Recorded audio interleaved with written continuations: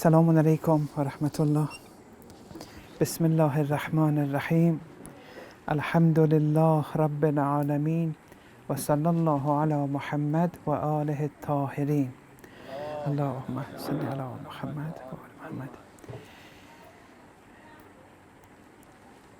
Every fiqhi principle, every ethical principle, and every doctrinal article of faith we have, it's all traced back to Tawheed.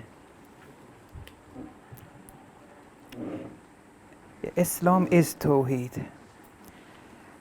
And when they say Islam is the religion of the fitrah, it's because the fitrah knows nothing but Tawheed, if it's not veiled. We have to speak about Islam in such a manner that if someone in the Amazon was to listen to us, or someone in Tanzania, or someone in England, it shouldn't make a difference. They should benefit. You have to speak in a manner which they can relate to you. You have to speak in a manner which their heart can be a recipient to your words. If that's not the case, then it shows the degree of veiling or contamination or blending with other than Tawheed, which happens, which makes that other person not be able to relate to you. Otherwise, Islam is the language of the fitrah, one's heart. And since everything is traced back to Tawheed, and some of you may be new to my talks, just for precaution's sake, with your permission, only this session, I have to explain what I mean by Tawheed, and then from the next session, inshallah, we'll speak about certain issues on spiritual wayfaring. And if there are any particular issues you would like me to sometimes mention, either independently or incorporated within the speeches, please feel free to tell me and I'll do my best. Moment to moment, I have a choice. I can speak into the microphone, I can right now go back. See, I can go back again. Front, backwards. This shows I have a choice. I can speak with you, I can leave. Well, maybe I can't leave, but yes. But the choice is there. But there's something which, in all these different free-willed actions that I do moment to moment, with every single action I do, which is based on my free will, there's no one can deny that. Not even, yes. But in every single action that I do, in that one action, there's something which is predestined. In every single action that I do.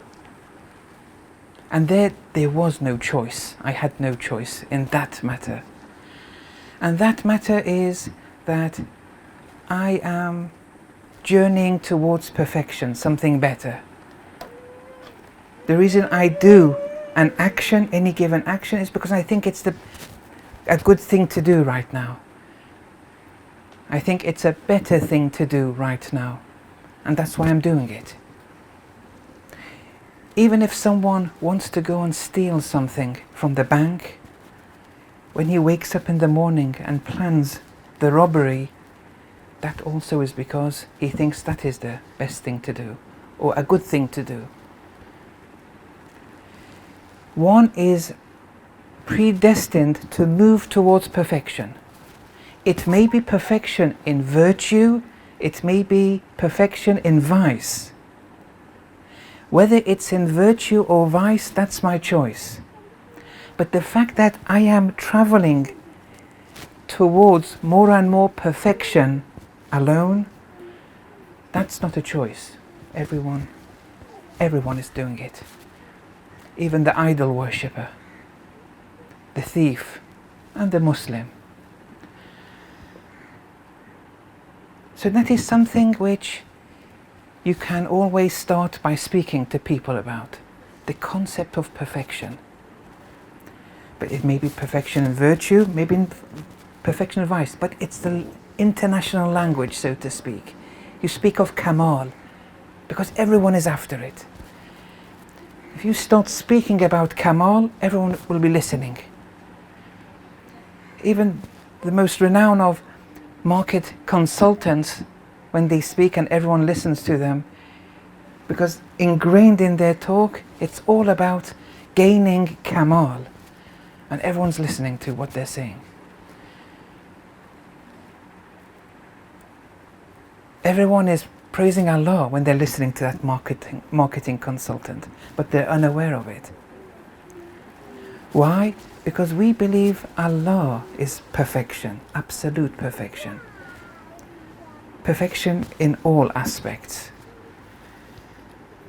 Because at the end of the day, when you look at the things around you, they vary in their degrees of perfection. And that's very self-evident. When you look at a plant, an animal, a human, you look at the sun, the moon, the other stones, other plants, and so on and so forth, you see that they vary in their degrees of perfection. Even amongst different actions, you see there's a difference in their degree of exhibiting and displaying attributes of perfection. Some people may enjoy a good car and a good house, and that's it for them. That's in their journey towards perfection. That's all they got to know of in relation to perfection. It's a beautiful car and it's a very good house. They never went beyond that, and if they did, it was to get a better car and a better car or a better house. Those who made some effort went and they looked for a job, a profession has certain attributes which a car or house doesn't have. For example, the curing of a doctor, the designing of an architect, and so on and so forth. These are also attributes of perfection. Some people want to increase their existential attributes of perfection, and they go and get a job. Then sometimes we see prophets, men of God, where they display utmost patience, generosity, forgiveness. These are also attributes of perfection. You see, that the profession didn't have, the car didn't have, the house didn't have. But even prophets, for example, they're limited in time and space. And then, with your rationality, you should come to this conclusion, be you Muslim or non-Muslim, that which is perfect in all aspects and has no limitation, that is pure existence. Now, where did we get this pure existence from all of a sudden? Because we started with premises like I exist, you exist, different things around me exist, and they contain differing degrees of perfection. We're only talking about existing things. But existing things in a particular shape and form. All these things that we're acknowledging, they emanated from pure existence, i.e., with every given thing, microphone, table, camera, plants, stones, you can't imagine them existence-less. They're all existing. And so pure existence you see as something which everything depends upon. And what your rationality calls and concludes as pure existence, the theologians conclude and call it Allah. But that's what we mean by Allah. It's pure existence. Nothing is Allah less. Nothing is existence less. Allah doesn't have a beginning, doesn't have an end. Pure existence doesn't have a beginning, doesn't have an end. It's this microphone, which is existence in a particular shape and form, has a beginning and an end. But pure existence, no. Because if pure existence has a beginning, what was there before that? Either you say something or you say no thing. If you say something, it proves the point that this existence was still. If you say there was no thing, that's impossible. Non-existence, there is no such place. There is no place where Allah is empty. There's no place that existence is empty. It's all existence, manifesting in different shapes, forms, since pre-eternity to post-eternity. Existence has no end. If there's an end, what is there after that? Something proves our point. No thing, it's impossible. So since pre-eternity to post-eternity, pure existence was,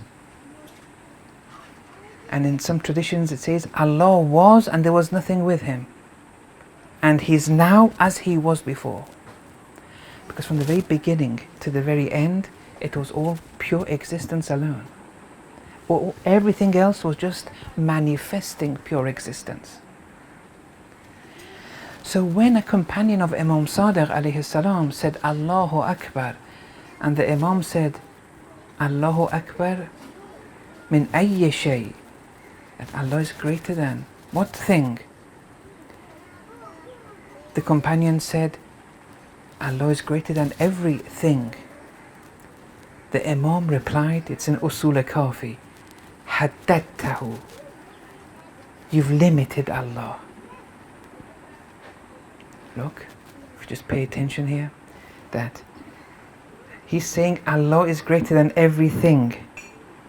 By saying Allah is greater than everything, you've limited Allah. It's a form of shirk. Why?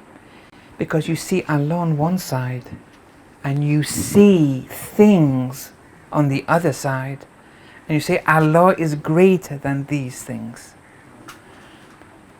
i.e. those things that you're seeing mutually exclusive to Allah, you're assigning independence to them.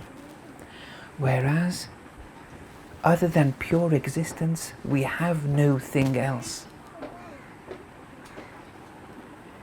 It's all manifesting pure existence. Not that these things are on one side and Allah is on the other, but Allah is greater than them. No. In another tradition, in the same chapter in the very noble book of Usul al-Kafi, which is a compendium of traditions of Ahlul Bayt, there, to another companion, the Imam asks the same question, and the Imam says, do we have anything else for Allah to be greater than that? Is there anything else for you to say Allah is greater than that? Because everything else is a manifestation of pure existence.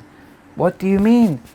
That pure existence is greater than existence in a particular shape and form. There's a unity between these two.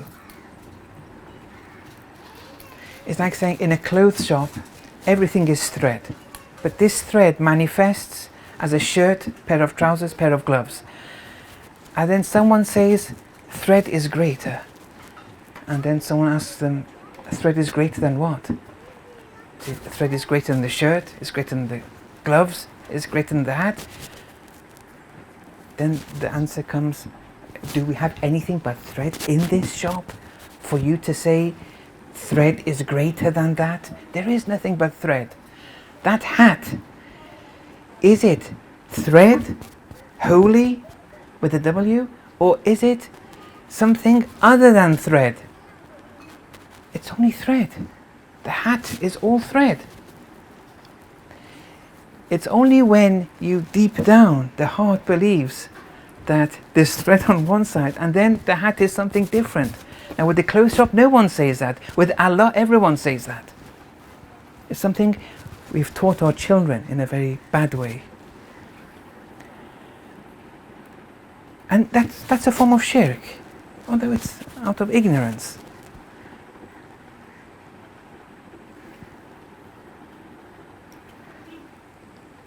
When the hat is warming my head, do I attribute the warming to the hat or to the thread? The hat is just a label. The hat is nothing but it's a name, it's a title, a label, it's all thread. But this thread is manifesting in a particular form and shape. We give this name, we give it a name, we call it a hat. Okay, we call it a hat. Now, someone calls this a hat, okay. Now, let's imagine someone gives you some spectacles called atomic spectacles, where you see the atomic structure of everything. When you wear the spectacles, what you used to call a hat, what are you going to call it now? Still a hat? A bunch of atoms, no? So look, the name has changed now. That was just a name. Names change. These are things that we coin. I'tibarat. We coin these names. The reality is one, pure existence. Now you want to give it another name. You call it atoms. Then someone comes and says, let me give you another pair of spectacles. It's called, for example, protonic or electron spectacles, and you wear it. What are you going to call it now? You don't even see atoms anymore. You give it a new name. Has it changed? Has anything changed in reality? Nothing's changed. But names change. But in reality, nothing has changed. You just change your spectacles, you're giving different names now. Then someone gives you another pair of spectacles, like quark spectacles. Same hat, but now you're wearing it. You called it atoms in a particular form, then you called it electrons, now you're calling it quarks. After quarks, and then after quarks, keep on continuing. It will never end. It will keep on getting smaller and smaller, but it will never end.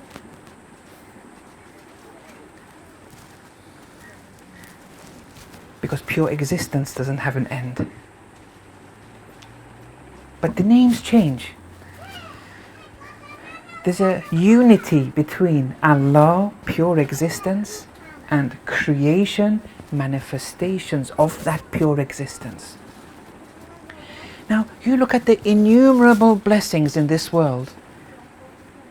For example, this is beautiful. Beauty. He is listening, listener. He is seeing, seer. He is strong, power. He is sustaining, sustainer. He is forgiving, forgiver. All these existing things are displaying attributes of perfection. And all of them, and they're innumerable, even in the material realm of existence, the bounties of Allah are innumerable. They never come to an end. If you remember the first sermon of Amir al-Mu'mineen alayhi salam. Even in the material realm. In this material realm, keep on traveling, keep on going. You'll never come to an end. And wherever you go, there's matter. Don't think matter, you have to see matter. Matter, physical matter, you either see it with the five senses or you measure it with the five senses. Radio waves, you can't see it, but you can measure it with your eyes, for example. Or with your ears, rather. Okay? In this physical realm, keep on going, it'll never come to an end. Even, for example, a black hole. Don't say there's non-existence in it. Even there's magnetic fields, for example. Everywhere is pure existence. And that particular interpretation of the Big Bang theory, which from a few particles, everything begins to emanate, when outside the particles there's non-existence, only a few particles.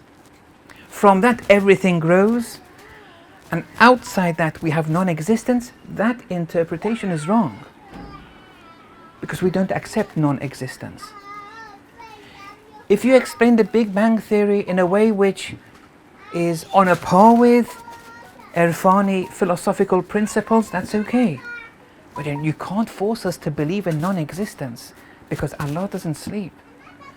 Pure existence doesn't sleep, it's always manifesting. It's always manifesting. since pre-eternity to post-eternity, it's always manifesting. Man arafa nafsa faqad arafa rabba. One who knows one's soul knew one's Lord. Yes, Ayatollah Hassan Zadeh Omri has given 100 interpretations of this prophetic hadith from the Holy Messenger. And one of them was this, that look at your soul. It never stops, your soul never stops acting. It never stops manifesting. Yes, you may physically sleep, but the mind is still working. Your mind never sleeps, is never dormant, your mind. Pure existence is never dormant. It never sleeps. This idea of God rests on the seventh day, no, we don't accept it. Another interpretation is, instead of soul, I'll use mind for now, but the relationship between your mind and the mental images of your mind. What's the relationship between the mind and the mental images of the mind? Is the mind somewhere, one part, and the mental images the other part? And then you say the mind is bigger than those? No. The mental images are nothing but a manifestation, an action of the mind's working. And the same way that the mind never sleeps, Allah never sleeps. Whoever gets to know one's soul will get to know Allah. And the unity between the mind and those mental images is the same as the unity between Allah and creation. There are three different interpretations of that one hadith. He's given 97 more. Then another point is that in any given thing,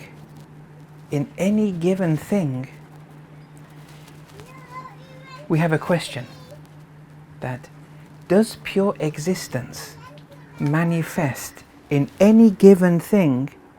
Does pure existence manifest in its entirety, or does some of pure existence manifest in any single given thing? Does anyone want to try and answer that? I'll just ask that again one more time. Imagine this is a stone or a plant or a microphone, doesn't matter.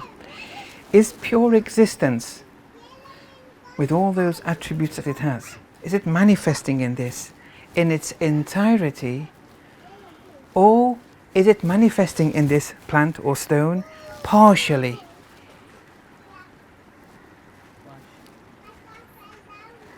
Partially. Can you explain that a bit more? Why you say that? Yes. Yes. Yes. Different attributes of that existence, the pure existence. Yes. Manifesting. Right. Is that what you meant? Yes, yes. There's one problem with that. We say that Allah doesn't sleep. We say that Allah, pure existence, manifests moment to moment. But not even a single attribute in relation to any given thing. When we say La ta'khudhuhu sinatun wa la nawm, Allah doesn't sleep, no rest or no sleep for Allah, that's in relation not only to the whole cosmos in its entirety, but every single thing.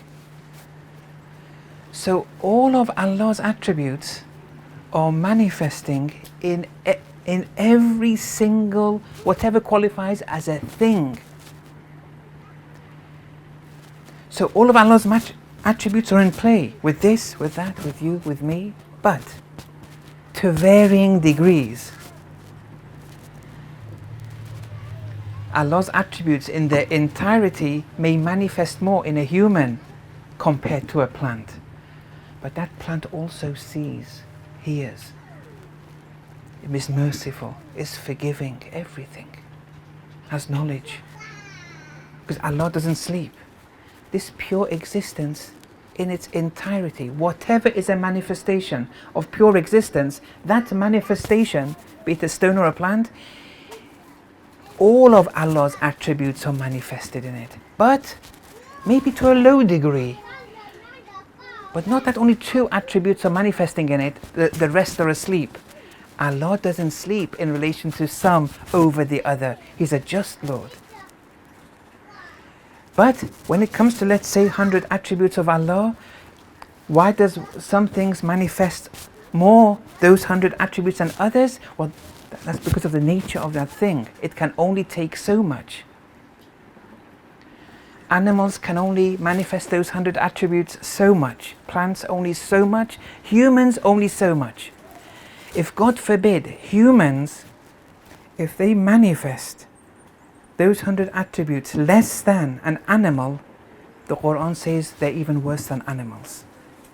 And it's possible that humans manifest those attributes less than stones. We have it in traditions of Ahlul Bayt.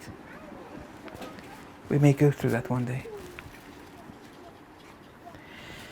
And here the Irfani view becomes a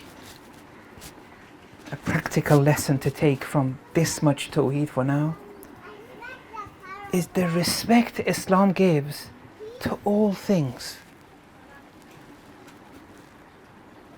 The sanctity Islam gives to all things, because it's a manifestation of Allah subhanahu wa ta'ala. Second, whatever is good, full stop, definitely. We don't believe in evil in the absolute sense. Absolute evil doesn't exist. We've said all that is its existence. All that is its existence. How can you say something is bad? We don't believe in evil. It's all good. Imam Khomeini rahmatullah alayhi, when he succeeded with the Islamic Revolution, one of the Ayatollahs in Najaf said something incredible, and he said it, in public. It was a very impolite thing, they said. They said to Imam Khomeini, how come now you've gone to Iran, you're killing people, but when you were in Najaf, you wouldn't kill a fly? Look. It was a very poor statement he made, but he opened a new chapter, what we didn't know about Imam Khomeini. And then this came to light. So we thank that scholar, because this was something only in close circles they knew about Imam Khomeini. What was it? He wouldn't kill a fly. Notable scholars in his house have said this, that not only he would not kill a fly. Do you know those things where you smack a fly and, what do they call them? Pardon? Yeah, I can't hear. Yes, it's okay. Sweater? Oh, swatter, right. Yes. We have those in Iran too, swatter, and people keep on, yes. In England we have these liquids where you put it on one ant. When it goes in its hole, the whole army, they all die. It's a more sophisticated way they have, yes. But look at the Irfani way. Not only he would not kill a fly, when people would come in his territory, he wouldn't allow anyone to kill a fly in his house. I.e., the flies and the ants are all under his security in his house. And he has a say in relation to that. Ground rules, so to speak. But where does this come from, this mentality? And then the same person goes and orders, for example, executions. It was very surprising what that scholar said, because the executions, it was an Islamic order. We have a judiciary in Islam. It has its own rules.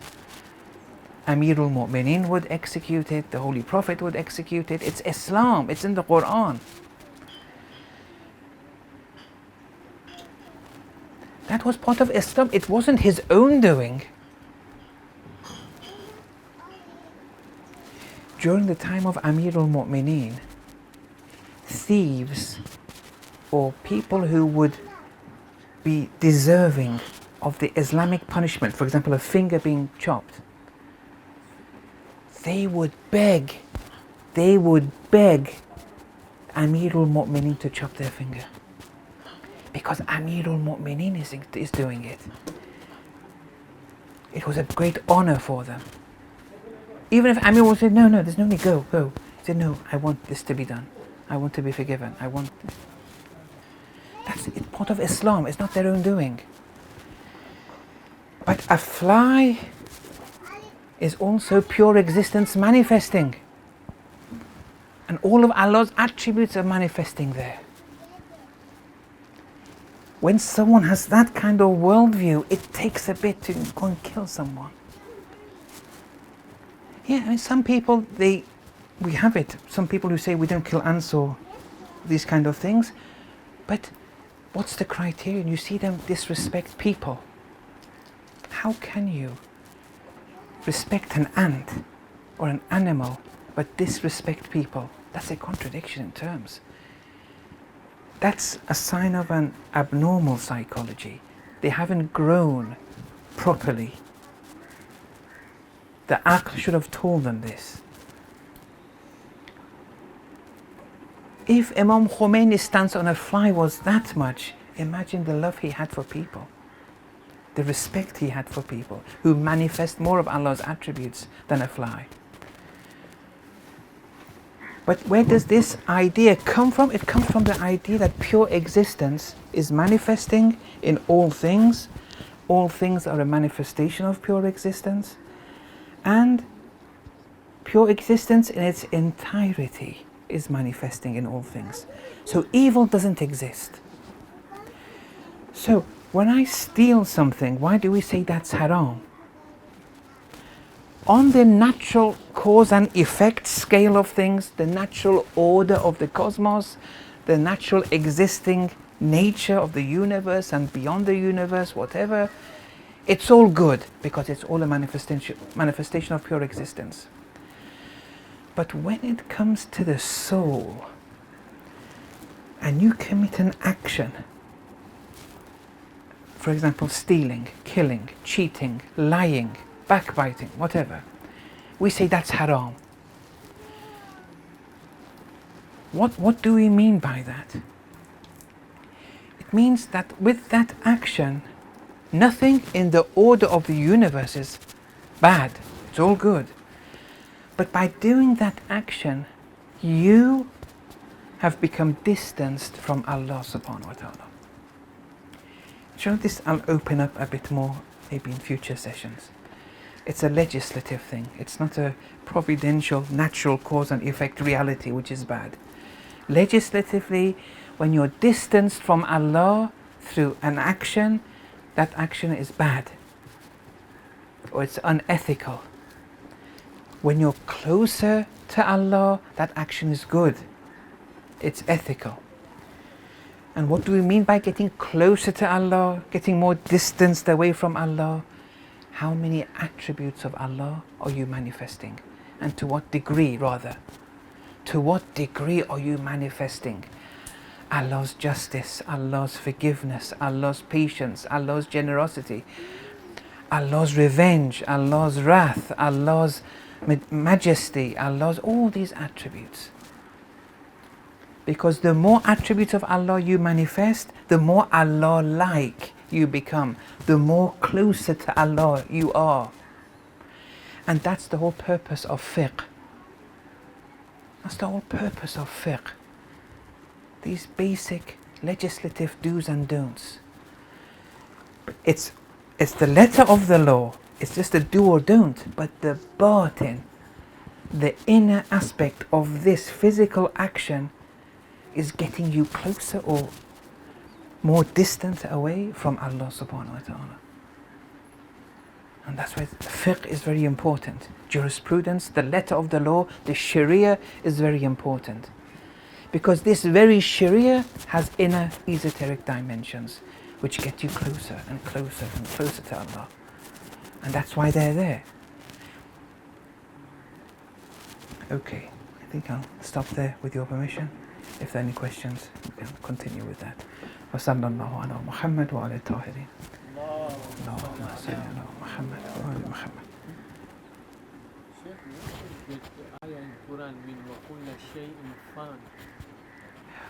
كل شيء هالك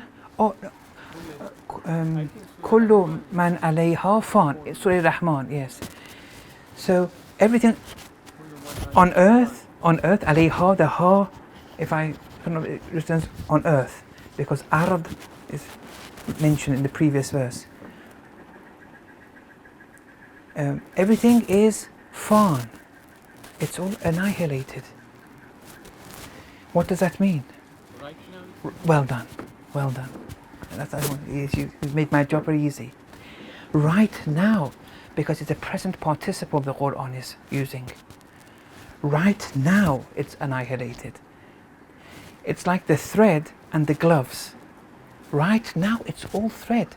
That gloves, that title is all annihilated in the thread. Some people say, no, one day it will happen.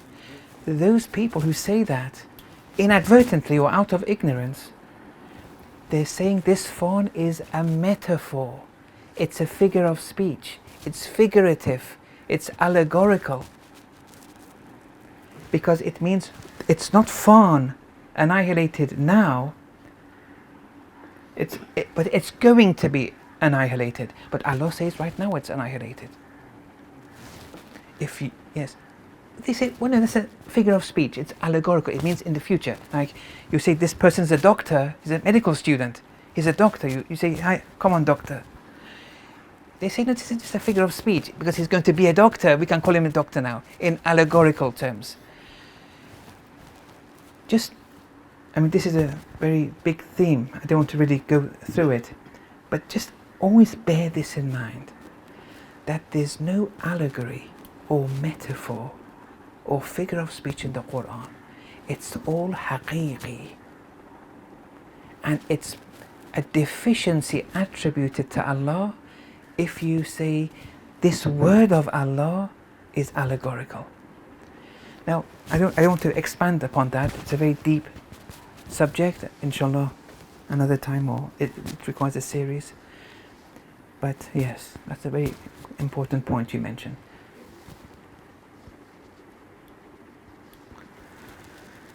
Maulana, Yes, I have a question sure. in relation to the example that you gave about the plant living, breathing, knowing.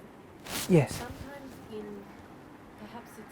in our Western education systems, we're taught about animate and inanimate, tangible and intangible characteristics of things.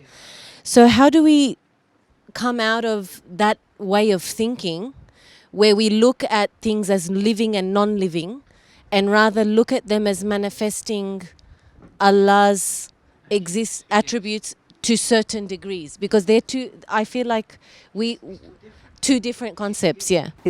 Two different worldviews. Are they wrong, or is one of them wrong? Not necessarily, but one is more perfect than the other. Why the difference?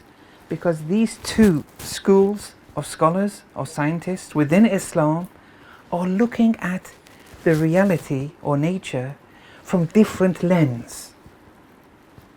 When you look at through a rational theological point of view, you see animals with life and you see stones without life. And your rationality makes that judgment. So through the lens of rationality, that much you understand. But your rationality also tells you there may be something beyond, I don't get it right now. But this is animate, this is inanimate. Many of the philosophers use this. Many of the Urafa, when they're discussing philosophy, they use the same classification.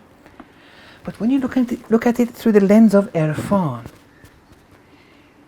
and that idea that pure existence doesn't sleep, and that all his attributes are manifesting, you come to this reality, even if you can't prove it. You can prove it from an Irfani point of view, but you can't prove it to show others. You can't prove it, but the Prophet did.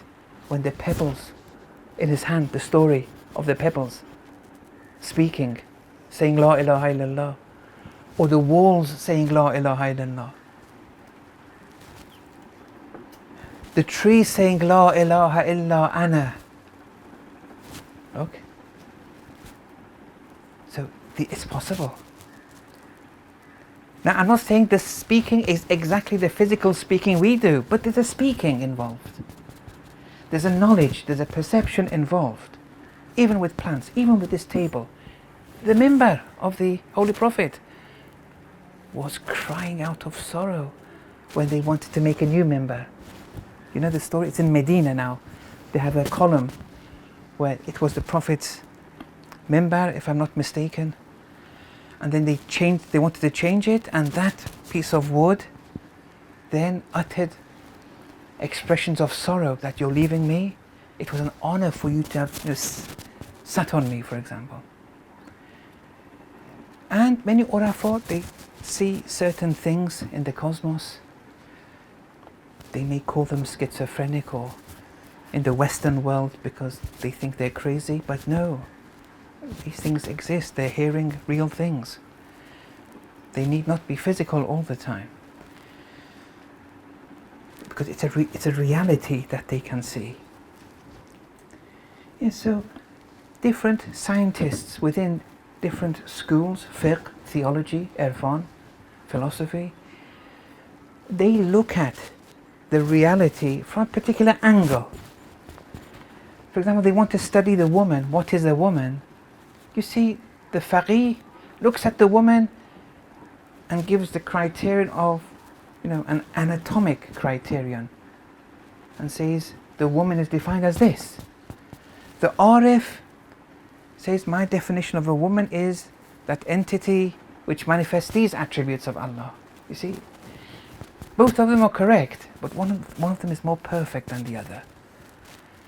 But the reason why we have differences is because they're analyzing a given thing from different lens, from a different angle.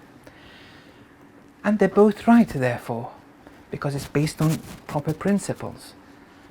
It's not willy-nilly.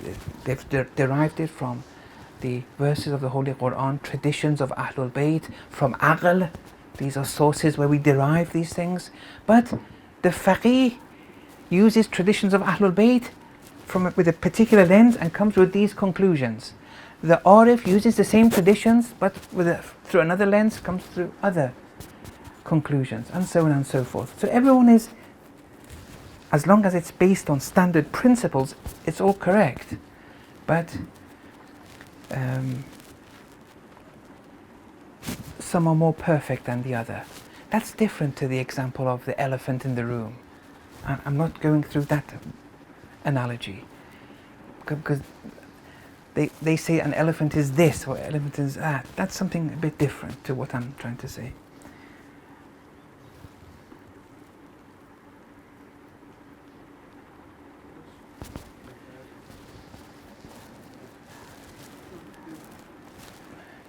mentioned that there is no such thing as absolute evil. Yes. When an evildoer commits evil, that's within the scope, within the realm of godly existence, within the pure existence as you define. So how can one be held accountable if he is within that pure existence and he has done evil for whatever reason it may be, love of this world or whatever it is? How can he be held accountable to a degree that he experiences the kind of pain and punishment that's mentioned in the Holy Quran? We'll discuss this with time. I'll just give a quick answer, but we're going to discuss this because I want to bring verse of the Quran and to prove the point, and that would mean another lecture, which I don't think you're ready for right now. So here, yes, that evil person who, let's say, gets a knife and keeps on thrashing people with the knife, That knife is a manifestation of pure existence, it's good. The movements, the physical movements, manifestation of pure existence, it's good. The actually going into manifestation of all of Allah's attributes, it's good. So what's bad then? As you said, everything here, it's a manifestation of Allah's attributes. By doing that action, are they getting closer to Allah, or are they becoming distant from Allah? The soul. And the hereafter is a manifestation of the soul. Sometimes doing that with a knife, on the outside is the same, it's good. But someone does that and gets closer to Allah. Someone does that but gets distance from Allah. We'll speak more, inshallah, but that's just in a nutshell. Sure. We as human beings, our soul, as far as our memory can recall, Is a certain? a certain age, like from childhood, I can remember what was there from my childhood. Prior to that, it was nothing. It was not there. So when it comes to the human soul, is it something that is initiated at a certain point in time? If you can elaborate on this with regards to what you spoke about, there being no such thing as no thing. Yes. So when at fertilization with the sperm and the egg, you get a zygote. It's unicellular, it's one cell. And it's material. It's material. This zygote is a material entity. The Christians say there's an immaterial soul in that entity. Modern medicine has disproved that, because at the 4-cell stage, when it grows and pairs and grows and divides, what they did, the blastocyst, the 4-cell stage, they segregated the embryo, the 4-cell embryo. It's possible at that stage. So now you have 4 cells. It was one embryo. You now have 4 cells. And then with each cell you put in one womb. The result was 4 animals.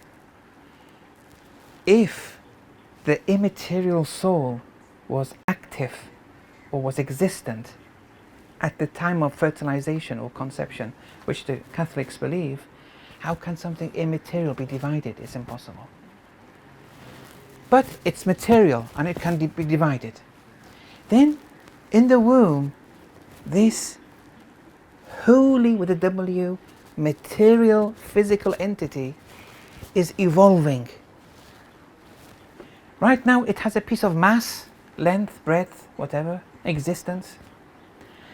Then a bit of metabolism as it grows.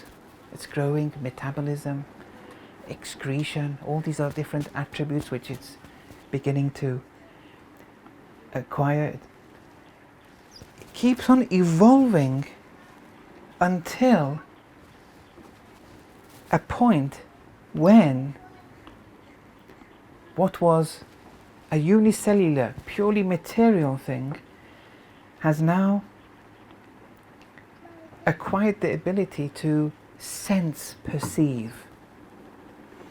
Look, at around, for example, 4 months gestation, 4 lunar months. What's the first perception that a fetus has? It's touch. It's touch. This touch perception, it's a mental thing. It's like when you see something, when I see this lamp, is this lamp in me? Or am I seeing the perception of that lamp, or sun, or moon? I'm not seeing that exact sun, that's much bigger than me. I'm seeing a sense perception. An image of that is within me. That is immaterial. It's a semi-immaterial reality, like our mental pictures that we have. The 5 senses are all semi-immaterial. Seeing, touching, not the actual sense. The sense perception is immaterial.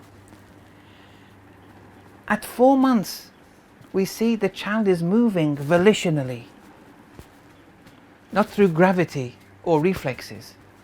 It's moving volitionally. It's escaping fear or pain. It moves this way, moves that way. These have all been tested, yes. It may be very rudimentary, but it's moving, and it's not moving gravitationally or reflexly. It wants to move. This volition, it's immaterial.